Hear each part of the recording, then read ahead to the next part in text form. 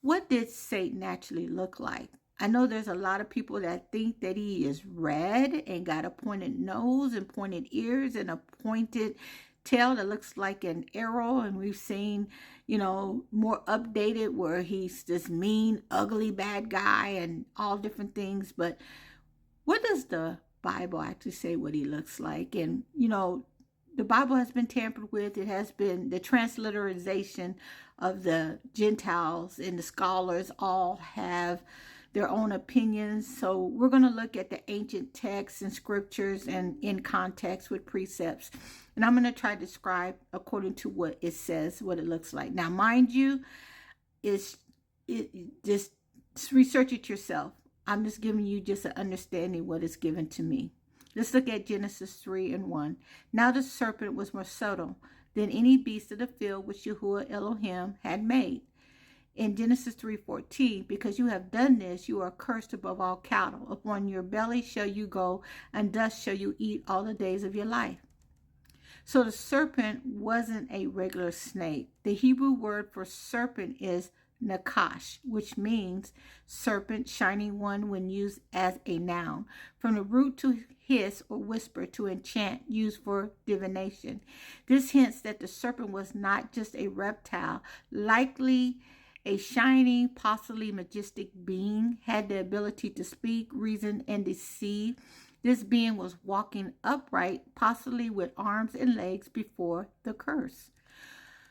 So what, this Satan himself, or was it a host? Was Satan being, went into a reptile and it spoke? Let's try to figure all this out. Most scholars and Hebrew teachings believe that the serpent was either Satan himself or being used and possessed by Satan. In Revelation 12:9, the ancient serpent called the devil and Satan. This tells us that Satan's directly associated with the serpent in the garden. What did he possibly look like before the curse? Well, let's connect some clues. In Ezekiel 28:12-17, the description of the fallen cherub. You sealed up the sum, full of wisdom and perfect in beauty. Every precious stone was your covering. You were the anointed cherub that covers. This being widely accepted as Satan before his fall was glorious, covered in stones, and beautiful. Walked in Eden, had music and pipes built into him, was a cherub, a class of heavenly creature with multiple wings and limbs. So in the garden, he may have appeared as radiant, upright, majestic, not grotesque, possibly humanoid or hybrid in shape, glowing or shimmering. Nakash equals a shining one, and being capable of charm, deception, and charisma. That would make sense why a woman would walk up to him, because she probably saw his majestic, how beautiful he was, and the way he speaks, he probably just kind of like charmed her. You know what I'm talking about? Now, with his name being Nakash, he was more than a snake. Before the curse in verse 14, as we had read before, he spoke clearly to Eve, not hissing or animal-like, the movie showed to us. Had intellect and was more cunning, and Hebrew it calls Aram, and was not feared by Eve, implying it looked familiar or majestic. Was in the garden before sin, so would have pre-fallen glory or brightness. So what does that tell us? He likely stood upright, possibly on two legs or more. He had a radiant and shining feature where he illuminated. He was not a slithering snake until the curse. The curse changed its form in Genesis 3:14. Because you have done this, you are cursed above all cattle.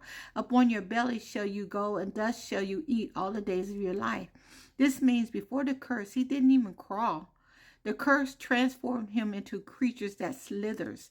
This implies a previous form that was upright, possibly humanoid and majestic or otherworldly, Wow. And he was also called the king of Tyre, but also another type of Satan. It says you were in Eden. Every precious stone was your covering. You were the anointed cherub that covers. This suggests that Satan had glorious covering. Like I said, he had gemstones all over his body, and he was glowing. He was in Eden not as a snake, but in radiance and beauty, like an angel of light. And he was a cherub, high-ranking celestial being. And cherub often appear with multiple wings, faces, and powerful forms, if you read about it in Ezekiel 1 and Revelation 4. So Satan likely had a looking hybrid and angelic, I can't use that big word, angelic. Human form before the fall and curse. So he probably was so beautiful, so radiant, so astonishing. She was probably like, wow, look how beautiful he is, So in Revelations in 12:9, like I read before, it says here, and the great dragon was cast out, that old serpent called devil and Satan. This shows that the serpent and Satan are the same being, described now as a dragon, a large, terrifying, serpentine creature. So over time, his glory was stripped. He became associated with darkness, crawling, and a beast-like rebellion. So in the ancient writings and visual clues in extra biblical texts like the Dead Sea Scrolls and in some ancient Hebrew contexts and writings that they found, the serpent was often described as a shiny reptilian being with a human-like voice and posture, and beautiful, almost angelic, he helped him deceive who Eve was. So he probably had like a, very white, deep, sexy voice, and he probably was chocolate with radiant, brightness all around him with flowing locks. I'm just giving my own description of what I think it is.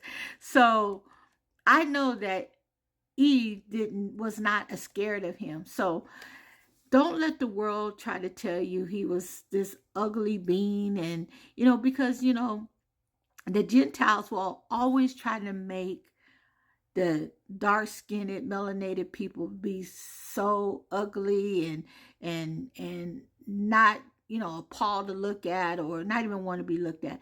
But I'm going to tell you, this is very interesting. I'm going to dig more deep into this, because Satan was very, very, very beautiful, it says. And can you imagine with him having all these different stones all over his body, all these different stones that we ain't never seen before in our life.